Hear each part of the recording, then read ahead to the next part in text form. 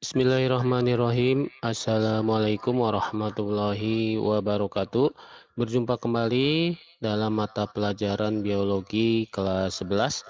Hari ini kita akan melanjutkan bab tentang sistem koordinasi bagian kedua. Adapun materi yang akan kita bahas yaitu tentang sistem saraf pusat.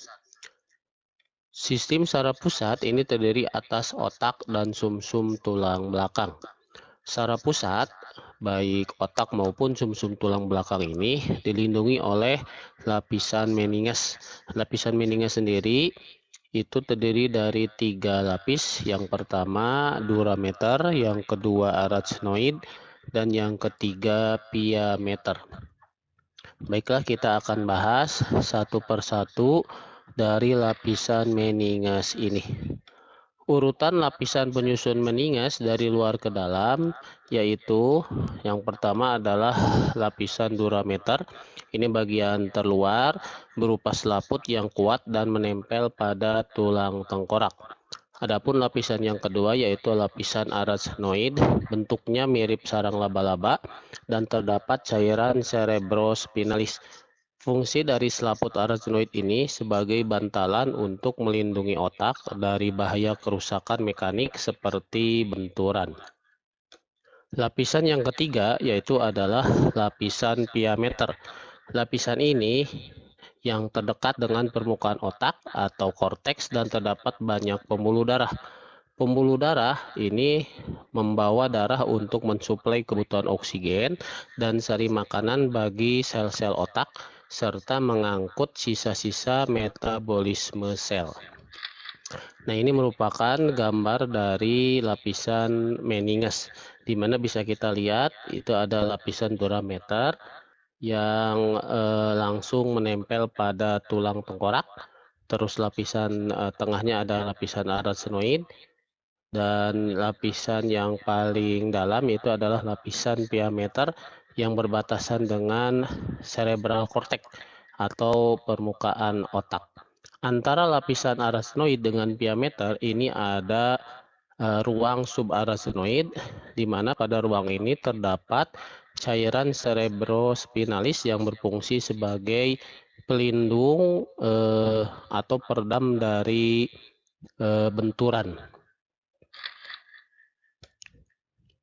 Otak maupun medula spinalis memiliki substansi abu-abu dan substansi putih, di mana pada substansi abu-abu ini membentuk bagian luar korteks otak dan bagian dalam medula spinalis.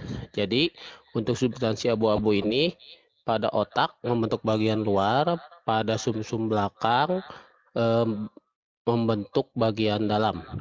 Substansi abu-abu sendiri ini mengandung badan sel neuron, serabut bermielin dan tidak bermielin, astrosit, protoplasma, oligodendrosit, dan mikroglia.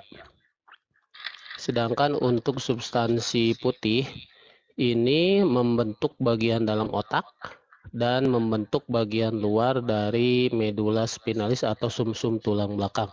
Substansi putih ini didominasi oleh serabut bermielin maupun tidak bermielin, mengandung oligodendrosit, astrosit fibrosa, dan mikroglia.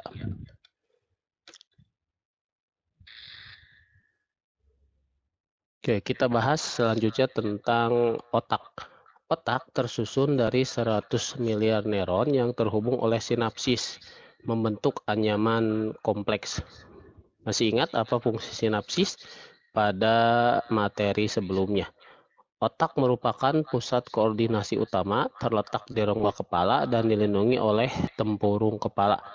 Otak sendiri terdiri dari otak besar, diencephalon, terus rinencephalon, mesencephalon, pons faroli atau jembatan farol, otak kecil, medula oblongata atau sumsum lanjutan, dan formasi retikuler, di mana bagian-bagian otak ini akan dibahas pada video-video selanjutnya.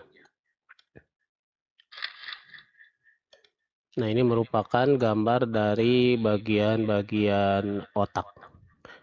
Ada otak besar, otak tengah, sumsum lanjutan, dan otak kecil. Selanjutnya, sumsum tulang belakang. Sumsum tulang belakang atau medula spinalis ini berbentuk silinder langsing yang memanjang dari batang otak medula oblongata hingga ruas kedua tulang pinggang.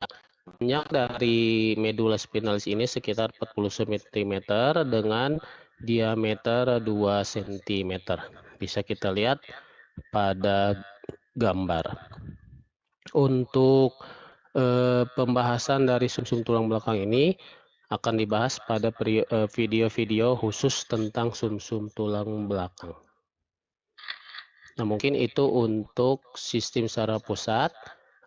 Untuk tugas pada materi hari ini, yaitu buatlah bagan sistem saraf pusat, kerjakan di kertas HPS, lalu diberi warna semenarik mungkin. Dikumpulkan melalui WhatsApp. Mungkin itu saja materi hari ini. Kita lanjutkan untuk materi-materi di video-video berikutnya. Terima kasih atas perhatiannya. Assalamualaikum warahmatullahi wabarakatuh.